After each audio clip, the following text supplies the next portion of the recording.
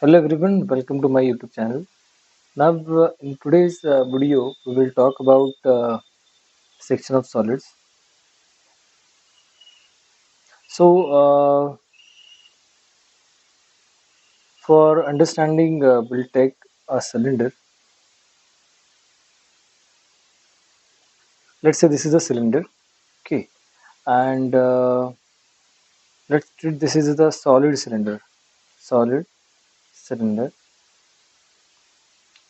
and uh, for example, if I'm taking a cutting plane, okay, this is a cutting plane, okay, and if I use this cutting plane for cutting this cylinder from this mid of this part. So if I use this cutting plane and if I try to slice this cylinder into two parts, then what I'll get, I'll simply get the two parts like this.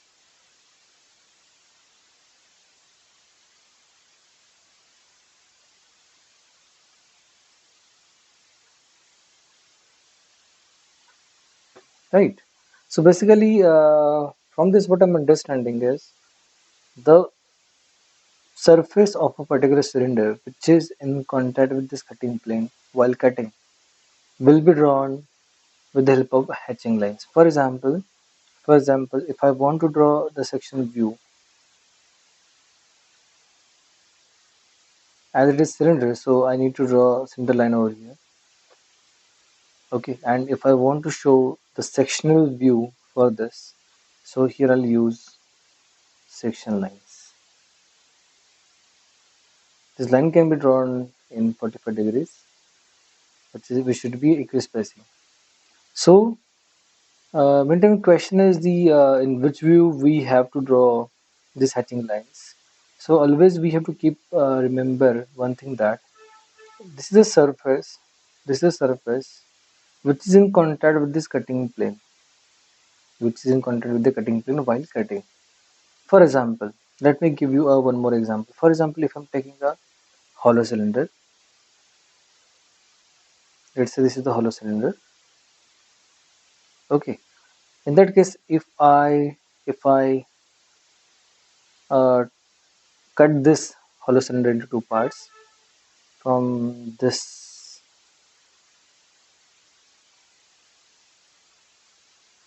and this is the direction of cutting, for example. So in that case, the view I'll get for this is,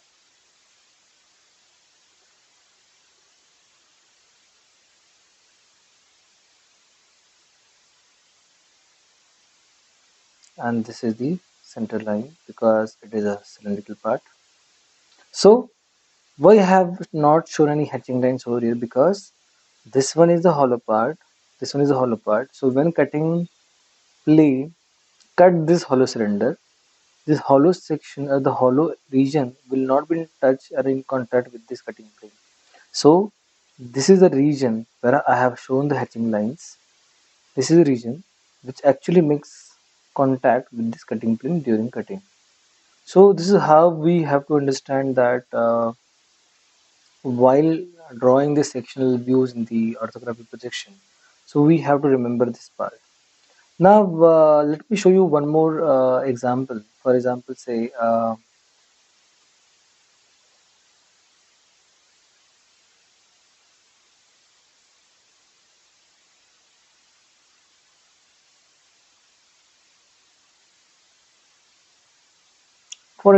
it's a part which has a four number of holes.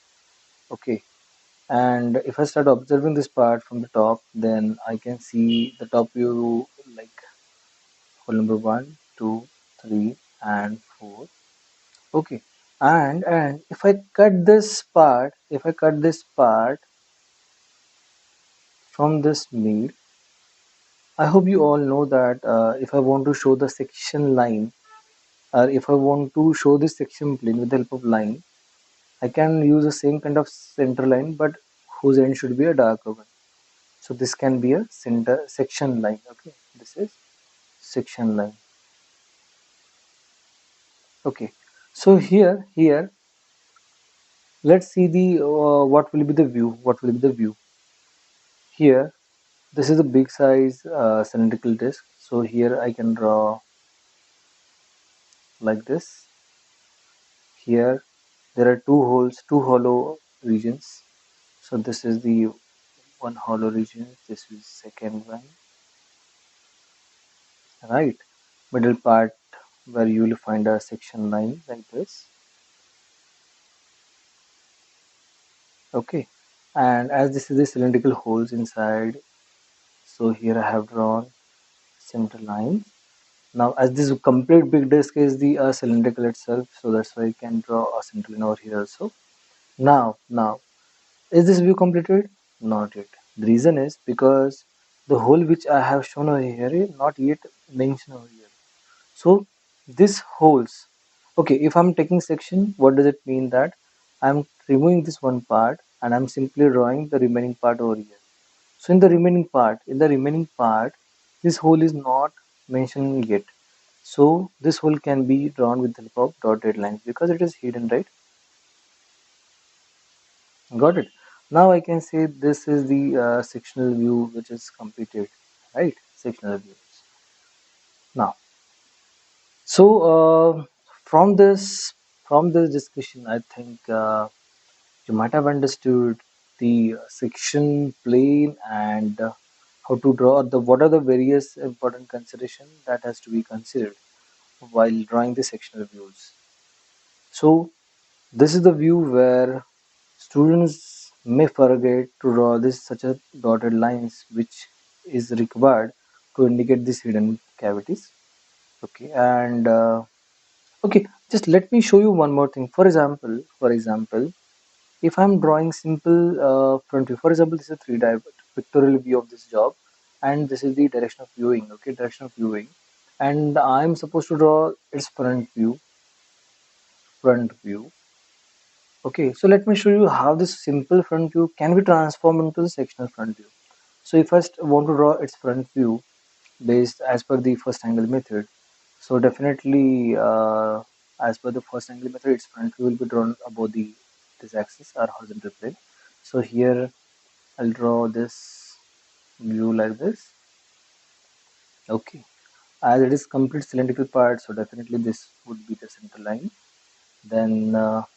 Then from this side, right now we have from this.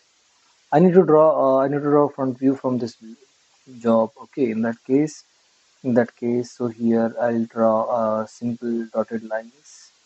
This is center line for that. This is dotted lines. This is center line for that.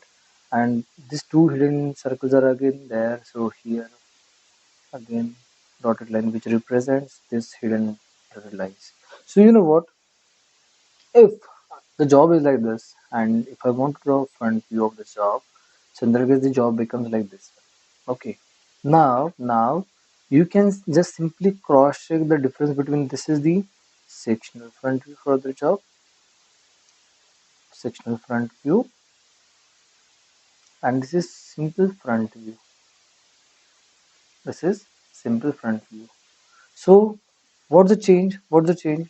Simply here I understood that if if I'm taking section plane, if I'm taking section plane, the hidden part in the normal front view which was drawn with the help of dotted lines, that will be darker like this, and the region which is in contact with the cutting plane I can show with the help of section lines.